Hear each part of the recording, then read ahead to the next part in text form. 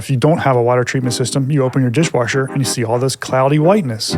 Well, what is that? Yeah. So, I mean, in this area, water's very hard, right? And the reason for that is a lot of our supplies come through quarries, out of quarries, right? So basically, you just got water running over rock and just picking all of that up. And it brings a lot of, hardness into your house. And that is damaging to your appliances and to your pipes and everything in your house.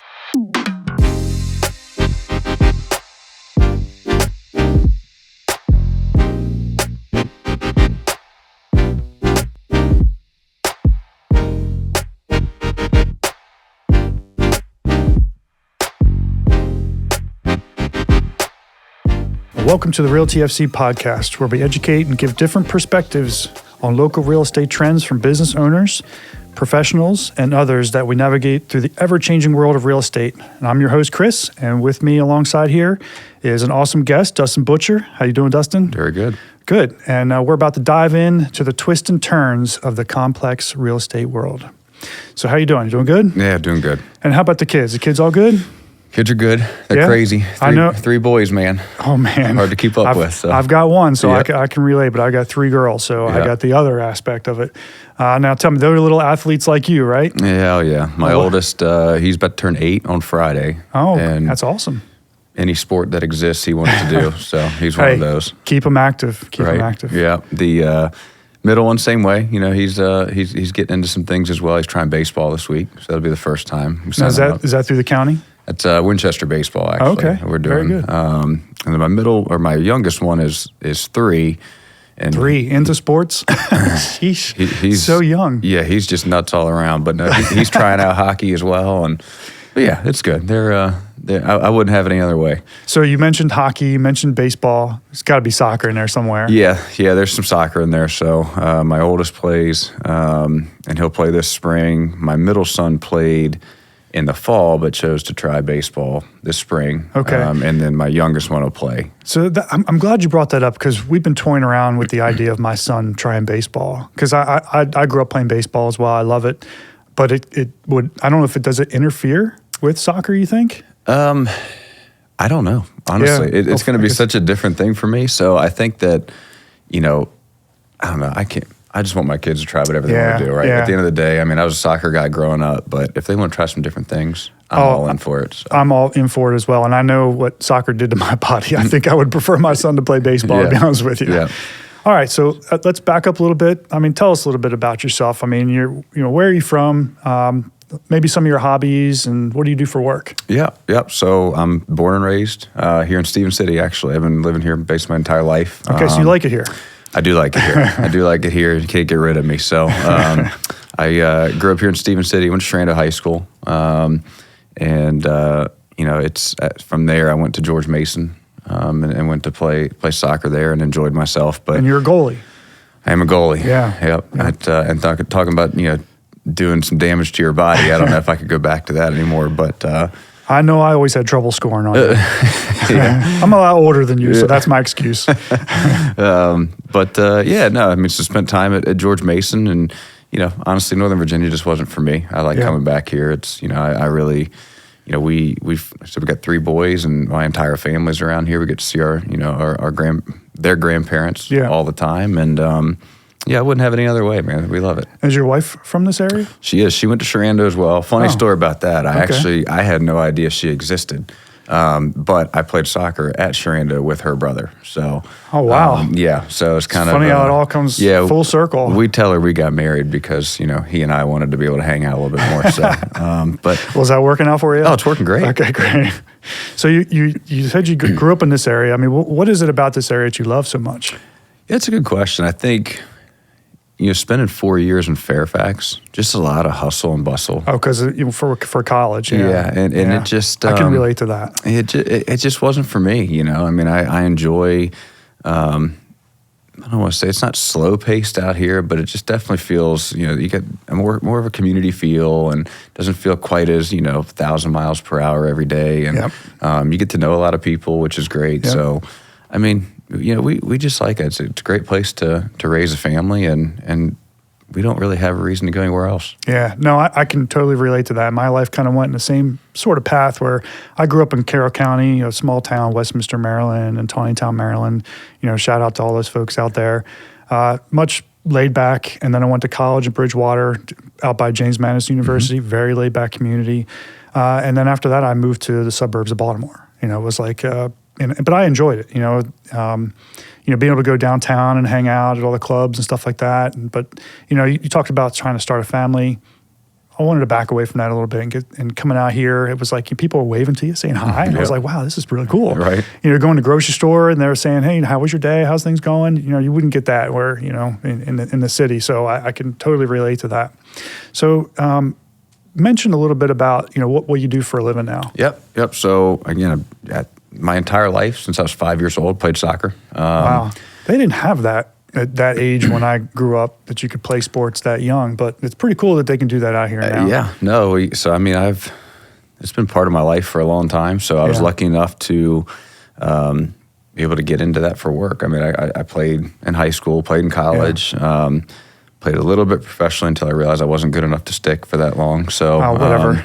But we, I had a chance to get into, the youth game. I've been working in youth soccer for the past 12 years.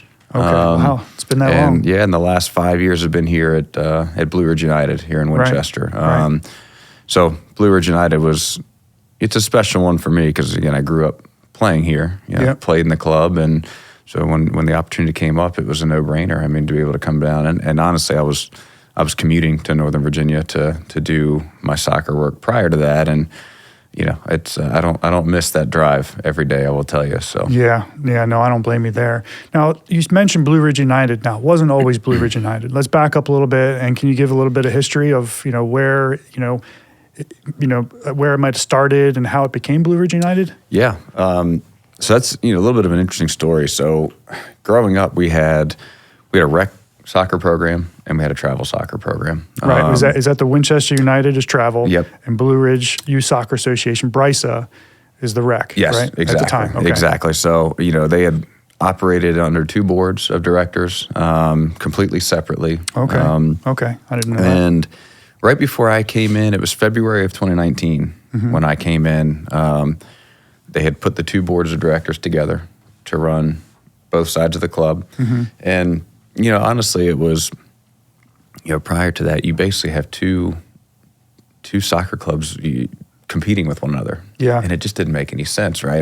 Because the idea is that you have rec soccer for those that just want to play and want to play with their friends and, they just like to go play on Saturdays, right? Sure. And then you have travel soccer for maybe some that are a little bit more competitive. Maybe they want a little bit more, and you don't have to want anymore, but maybe you just like to be competitive, right? And then, right. So competing with one another just really didn't make any sense. So they put the board of directors together.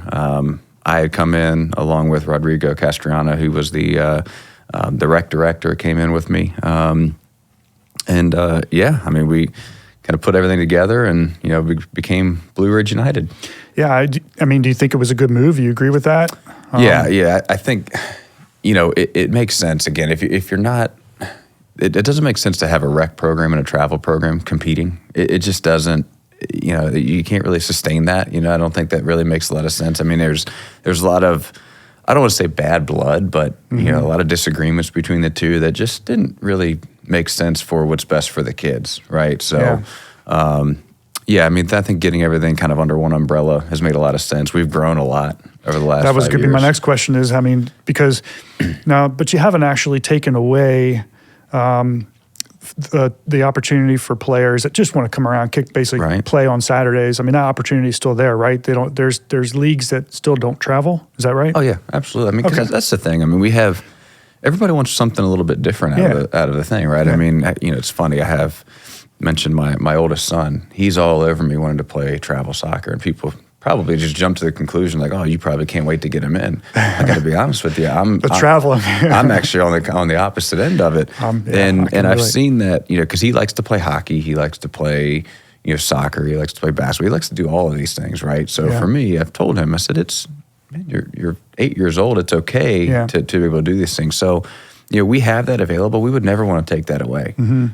So our rec program right now, when we started, was probably about right about 700 kids. That's up to over 1,200 right now. Wow. I mean, that's a good indication that, our community in general is just growing. Yeah. I mean, they're building houses like crazy around here. So more and more kids, it's great that you guys can keep up with that pace of growth. Yeah. So that's awesome.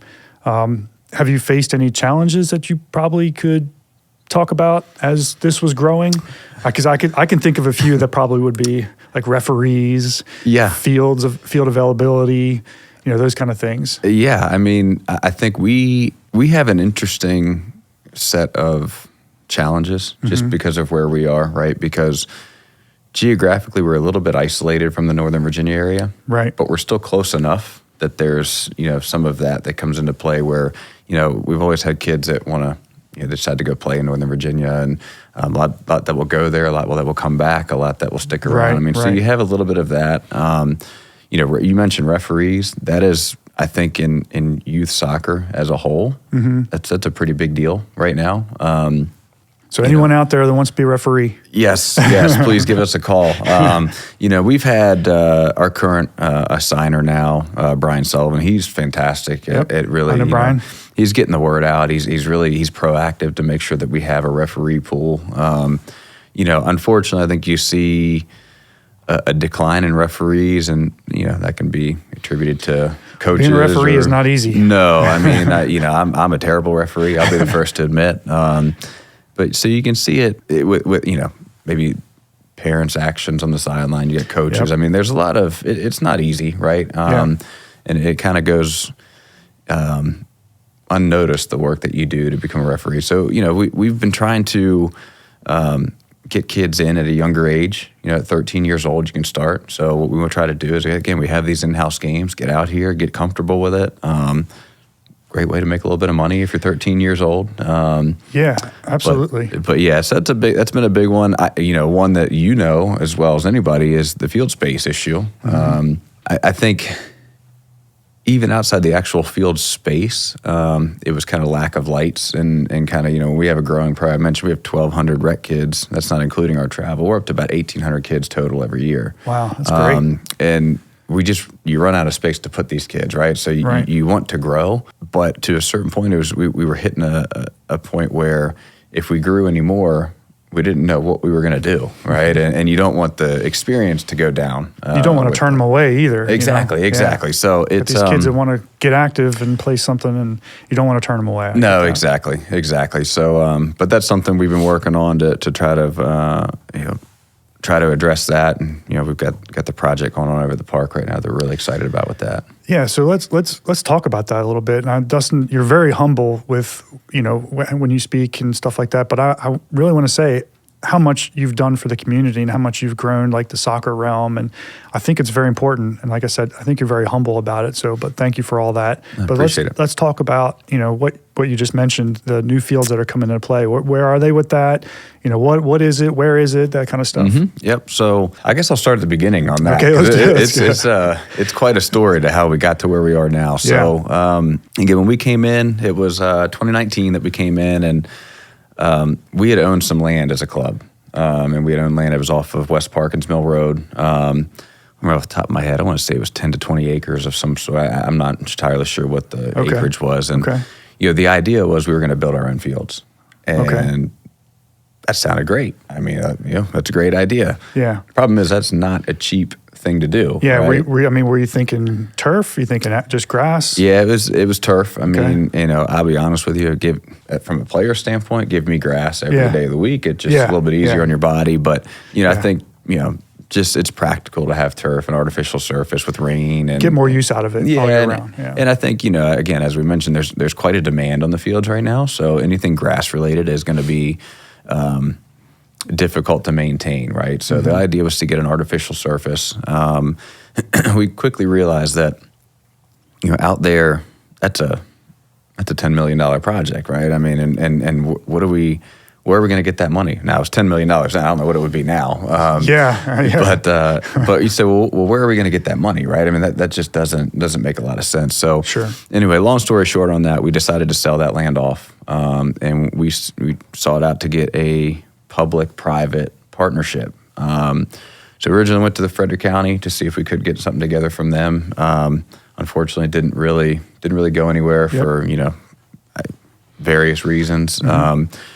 We had went into Winchester City and talked to Chris Conyer, who had just come in as the Parks and Rec director. And Chris, I think, came in at a good time where obviously he's wanting to make some things happen and kind of make a name for himself. I mean, he was already successful in Frederick County, working their Parks and Rec department. Yeah, that's where I remember him from, is county. Yeah. So he's always been involved, and he does a great job. But he came in and we had seen a plot of land at Jim Barnett Park, right next to the War Memorial Building, that was kind of wasted. Honestly, it had just been kind of sitting there. It wasn't really utilized, and we saw an opportunity there to make something happen. And and here we are. I mean, it's so we've.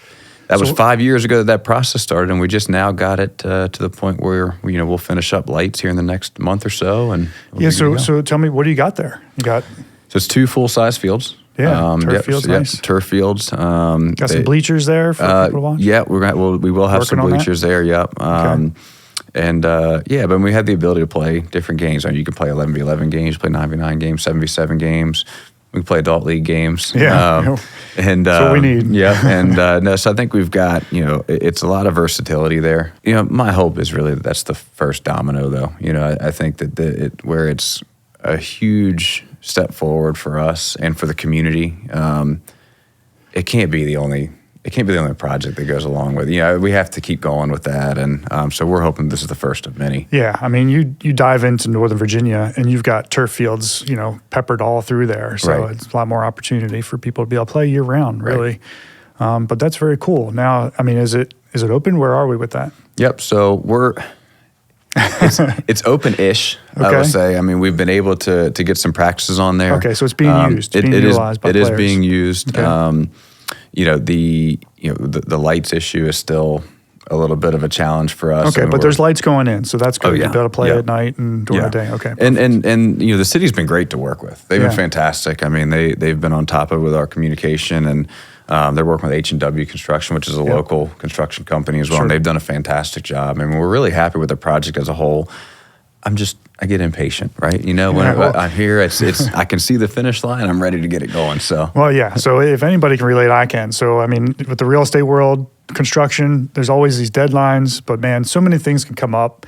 Things can be delayed, especially material and labor can. They could get sick, and just it backs everything up. And even if you're trying to get something done, and during a process, if one of the steps gets delayed, it kind of backs everything else up. Exactly. So it's kind of a domino effect. So so anyone out there in the real estate world, if you think about building a home, just be prepared. Yep. Because you can have a goal in mind that you want to have the house built by a particular date, but give yourself some grace period there. Exactly. You're probably going to roll into that. Yep.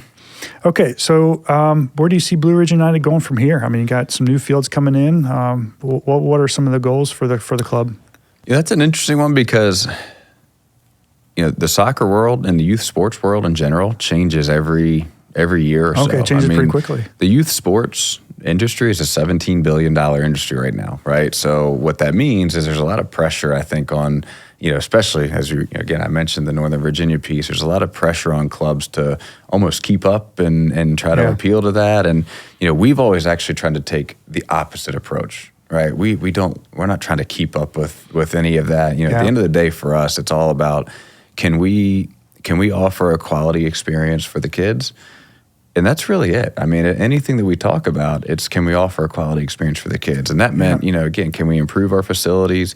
Can we improve our coaching? Can we improve our communication as a club? What the things that we can do to make it so that, in reality, these years that the kids get to play, it's a snapshot in their life. I mean, really. So, I mean, at the end of the day, it's just something. Can we look back and can the kids look back and say that, the experience they had at the club was positive for them? So I think the growth is going to continue to happen here. And as you mentioned, I mean, that's kind of, a byproduct, I think, of, the population growth in the area. So I think that's definitely going to happen. I mentioned that I'd like to see some more facilities improve over the next couple of years as well. It's going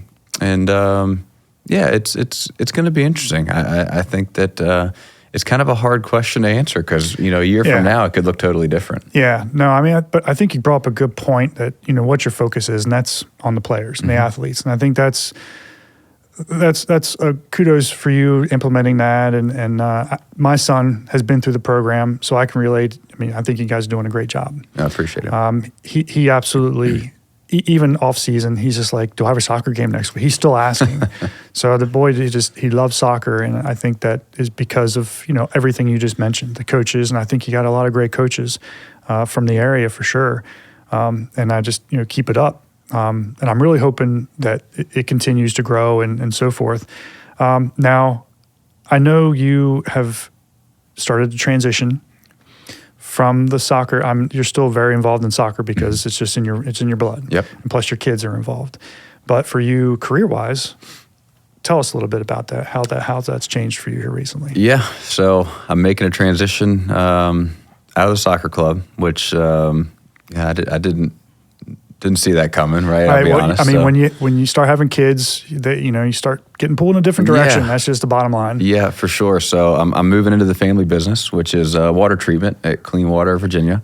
Okay, very good. Yeah, my dad's been doing this for about 25 years. Our business actually opened in 1958. And so I'll be a fourth generation in the company. So that's so cool. As the opportunity came up, it's just kind of a no-brainer. I mean, my dad, joked with me, says, "Hey, I'm not going to work forever. It's just something you want to get involved in." And, of course, the answer is yes. I mean, I think it was something that was, even through everything I've been doing, I kind of always, fallen back into that in some way, shape, or form to help out. Just part of what we've been doing my whole life, basically, right? And so now I'm excited for the change. It's going to be tough to leave the soccer world. It really is. I mean, I've enjoyed what I'm doing here at the club, and I think we're leaving things on great terms. There's no... you won't be leaving it entirely. You'll still be involved. I mean, your kids will obviously be part of the program, so you'll still be there. Exactly. I mean, the goal is, again, I still want to be part of the community and happy to help in any way that I can. So,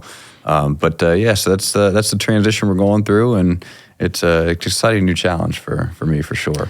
Yeah, and I imagine, and I'm excited about your transition and how successful your business is going to be, because if you keep the philosophy of, I'm not going to hurry up and grow this business, I'm going to put what's important first. And you talked about the athletes, that's what's important. And I think you keep that same philosophy of your customers are what's important, and just, grow that, and that's going to create a great foundation. And I think of, Realty FC has a pretty big property management division, and we could have grown really fast. Mm-hmm.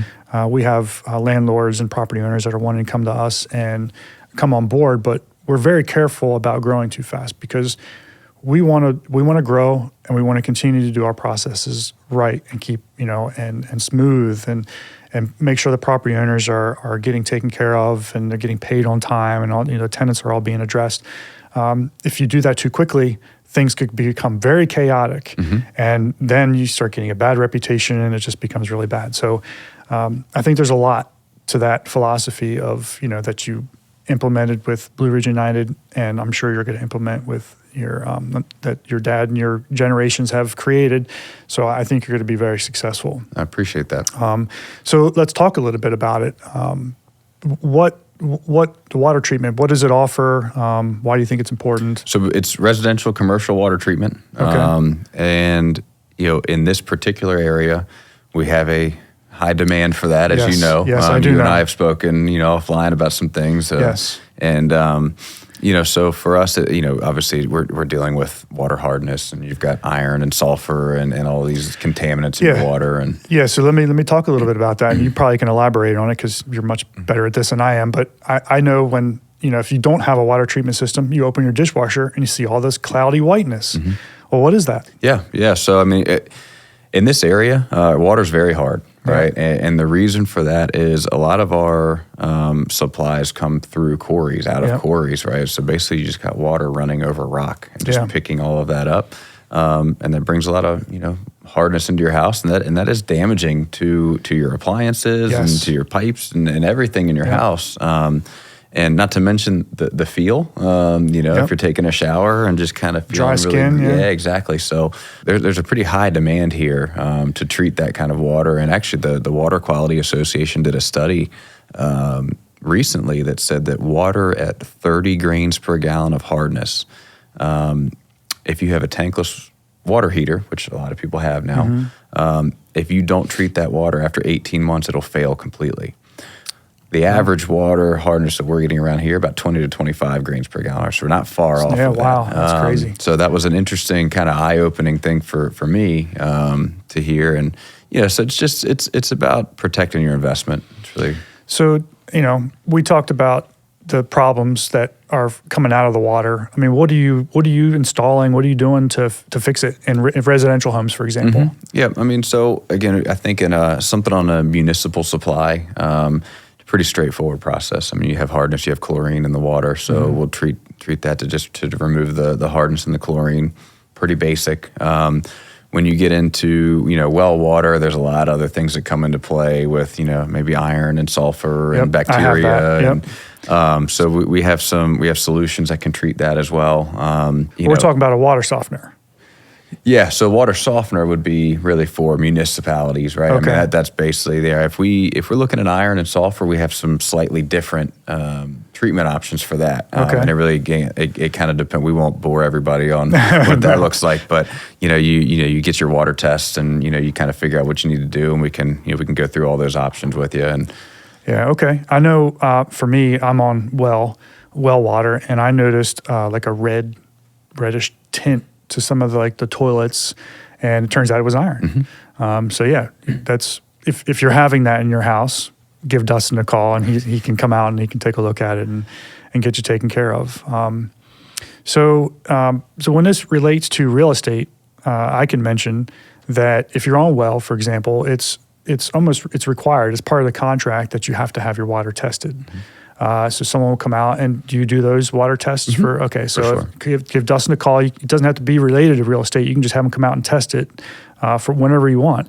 But during a real estate transaction, you have to have that test. It has to pass. And a lot of times there's bacteria found in these well systems. And one of the solutions is to come out and use shock, chlorinate the well tank. Is that right? Yeah, that. You got UV bulbs. Yeah, so that was my next thing I think the chlorinating it is kind of a short-term fix. It'll get it to pass, right? You want to have something a little more permanent. Talk about a UV light. So that's something that's installed probably inside the house, and the water just runs over it, and it's like a black light, kind of UV light that will kill any bacteria that's coming in. And those things need to be replaced by once a year. That's how often I replace mine. That's right. And I know mine will set off a little signal as it starts getting close to the end of its life. We're going to have to add you to staff, man. You explained this better than I could. Okay. Sorry, I didn't mean to steal any of your thunder. No, this is fantastic. Well, is there anything else that you wanted to add to that? You pretty much got it covered there. Okay, all right, Dustin, thanks for having me. That's it. I'm just kidding. So yeah, you mentioned that Stevens City or Frederick County is known for a lot of the salt, and it is good, again, to point out that it'll extend the life of your appliances. I mean, if you're looking to save costs, granted, it's going to cost to get the system installed. But it's also going to cost to replace that dishwasher, that refrigerator, all the appliances that, your hot water heater, if you have to replace it sooner, if you have a water softener, you could extend the life of that and save yourself some money. Exactly. So I think it kind of goes hand in hand. When you pull out one of those rods in the hot water heter, have you seen some really bad ones? What is it? Tell me what that looks like. It's nasty. I mean, it's corroded. It's hard to even explain what it looks like. It's almost probably to the point where you're like, you really shouldn't even be using your water. Yeah. So, obviously we could take that out and, that's when you'll notice a big, smell out of your hot water tank and, through your water. And we've seen some bad ones. I mean, I've seen some, which is really funny. I mean, you mentioned that I think being on a well is an interesting thing altogether because at your house, for example, you may have maybe just a little bit of hardness, right? I don't know, maybe a little bit of iron, and then you're kind of good to go. We could go 2 streets over, and who knows what might be coming out of that. And I've seen some homeowners that have basically every piece of equipment that we have to treat that water, and then you go down a little ways, and just a simple little softener there, and we take care of it. But I think it's funny. I think we talk about all that, and I think. You mentioned, we want to put the customer first. And that's always how, again, that's how I've operated here with the club. That's how we're going to operate. That's how my dad's operated for years, which I think is why the business has been able to be successful for as long as it has.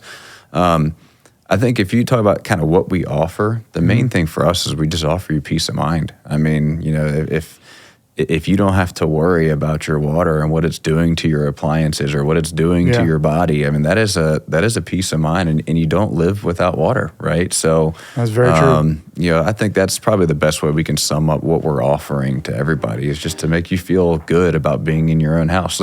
All right, Dustin. Hey, man, that was some awesome information. I think a lot of people learned a lot from that episode. So, hey, I really appreciate you coming on the show. And for those out there that want to reach you and your company, how would they get a hold of you? Yeah, well, first off, thanks for having me. Really appreciate the opportunity.